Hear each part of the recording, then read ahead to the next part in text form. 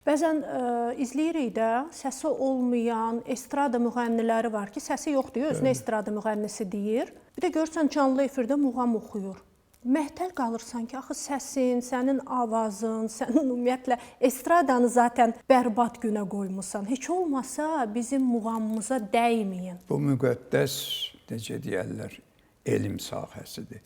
Hətta bizim çox belə nüfuzlu insanlarımızın, tanınmış musiqiçilərimizin əksəriyyəti bugünə qədər bilmirlər ki, muğam dəqiq elmlər siyahısına daxildir.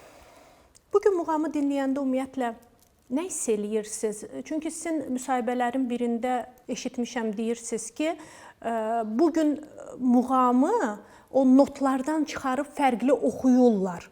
Və sizin o muğamı nota salmaqda məqsədiniz orijinal versiyanı itirməməkdir. Klassik formanı saxlamaq. Klassik formanı saxlamaqdır. Çünki bizdən sonra gələn nəsillər, bizim övladlarımız, bizim nəvələrimiz, sizin nəticələriniz bilsinlər ki, muğam nədir. Yer kürrəsində insanların sayı bilirsiniz də həddindən artıq çoxdur. Amma hamısı, bütün insanların iki əli var, iki ayağı var, bir başı var, iki gözü var, bir ağzı var.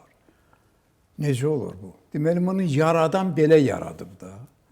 Bu bir günə yaranan iş deyil axı. Muğam da həmçinin. Muğamın da bir yaradıcısı var da.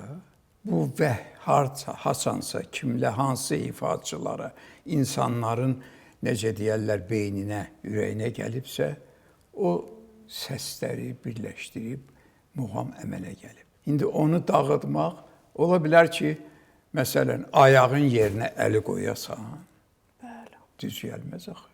Eybəcər görünür. Eybəcər görünür.